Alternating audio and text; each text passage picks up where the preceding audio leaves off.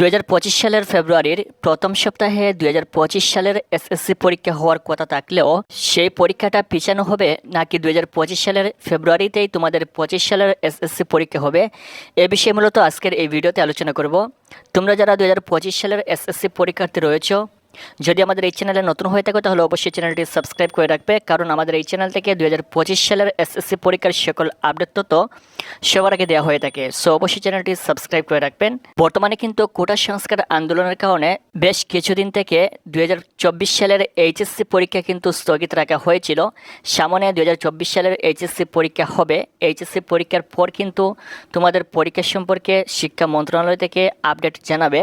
এই মুহূর্তে কিন্তু দেশের নতুন সরকার হয়েছেন ডক্টর মোহাম্মদ ইউনুস, এবং বর্তমান যে শিক্ষামন্ত্রী ছিলেন অধ্যাপক তপন কুমার সরকার, তিনি পরিবর্তন হয়েছেন এবং এই মুহূর্তে বর্তমানে শিক্ষামন্ত্রী রয়েছেন ঢাকা বিশ্ববিদ্যালয়ের professor doctor Asif Nazrul sir. তিনি কিন্তু বর্তমানে শিক্ষা মন্ত্রণালয়ের দায়িত্বে রয়েছেন এবং আশা করছি খুব শীঘ্রই তিনি 2025 সালের এসএসসি পরীক্ষা সংক্রান্ত আপডেট জানাবেন।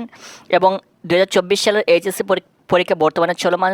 এইচএসসি পরীক্ষা যেহেতু একটু পিছিয়ে যাচ্ছে, তারপর এইচএসসি পরীক্ষার ফলাফল প্রকাশিত হবে, এখানে অনেক দিন লেগে যাবে, যার কারণে হয়তো বা 2025 সালের এসএসসি পরীক্ষা একটু পিছিয়ে যাবে। কারণ বেশ কয়েকদিন থেকে কিন্তু 2025 সালের এসএসসি পরীক্ষার্থীরা ক্লাস করতে পারে নাই। তাদের যে সিলেবাস, সেই সিলেবাসটা কিন্তু এখনও পর্যন্ত কমপ্লিট হয় নাই। সো এই সকল বিষয় লক্ষ্য করে কিন্তু 2025 সালের এসএসসি পরীক্ষা ফেব্রুয়ারিতে হওয়ার কথা থাকলেও সেটা হয়তো বা 2-1 মাস পিছিয়ে যেতে পারে। এবং অন্যদিকে তোমাদের যে নতুন নিয়মে 2025 সালের এসএসসি পরীক্ষা হওয়ার কথা ছিল, সেটাও হয়তো বা পরিবর্তন করে আবার পূর্বের নিয়মে নিয়ে আসার একটা সম্ভাবনা রয়েছে। আশা করি বুঝতে পেরেছেন।